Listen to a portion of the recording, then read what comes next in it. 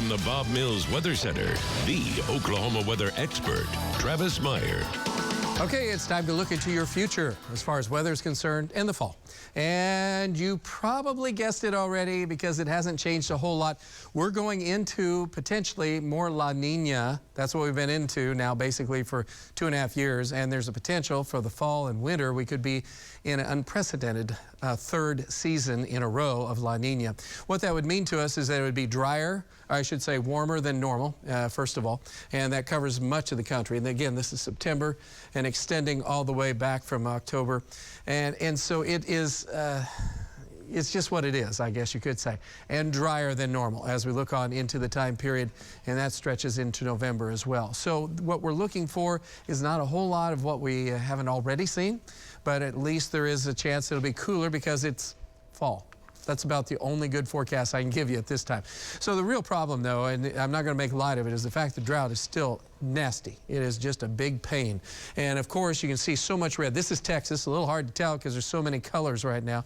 And, unfortunately, a lot of these are darker reds and reds, which are just not good, anywhere from extreme to exceptionally bad.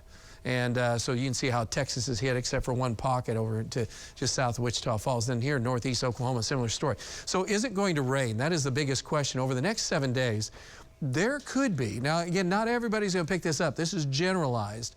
The only problem that I see is that for us here in southeast Kansas and far northeast Oklahoma, we don't have a ton of water showing up in our models going for the next 7 days.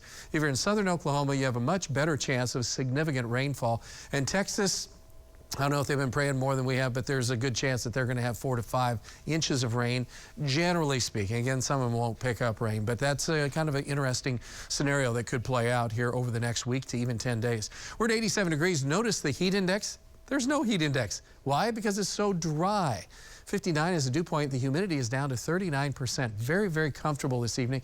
There isn't much in the way of air movement, so the sun is still powerful, still makes it feel hot if you're out in it, but otherwise we're in the 80s. We're dropping off nicely. We're already down to 83 in Coweta as well as Bixby, hanging into 87 up around the Owasso and Claremore areas, and most of eastern Oklahoma, 80s is common. We've had 70s where it's been cloudy and some showers hanging around McAllister over the last hour, and Lake Eufaula was a similar story as well. So tonight through the morning hours, not much other than just gorgeous evening weather and great weather in the morning. A lot of kids going to their second day of school tomorrow.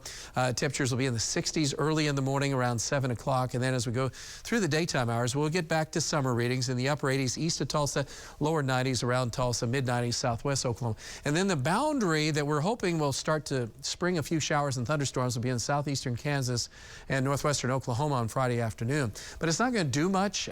So there is a chance as we go through the early morning hours for you guys from Independence, Coffeyville to Bartlesville of a few showers and storms, maybe to around Veneta, and then that kind of falls apart. And then we have a flare-up again in the afternoon with a boundary a little bit closer to the center part of our viewing area in the south with showers and a few thunderstorms. Still a hot day on Saturday.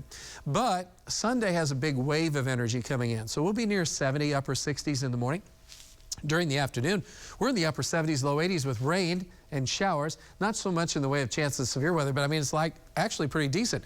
And then that shifts further to the south as we go on into Monday afternoon. So this weekend, let's watch out for a few big storms that could fire up on some of our area lakes. Should be pretty good on Saturday. Sunday, I wouldn't call it a rain out, but there is a little better chance of rain as we go on into our Sunday time period. So most of Saturday, okay, but a few of those storms could be strong. Sunday, more of a general rain, and so that's what we're hoping for. And check this out. I don't get to show this very often, but off and on green stuff. What is that? Slight chances of rain. And check this out. There's no big reds in there. What does that mean? That means it should be near normal or cooler than normal.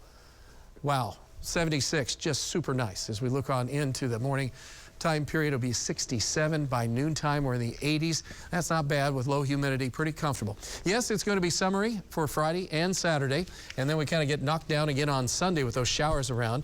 And not too bad on Monday and Tuesday, a little warmer as we head to the end of the week with a slight chance of some thunderstorms, but still seasonally very warm, which it should be this time of year, but not excessively hot.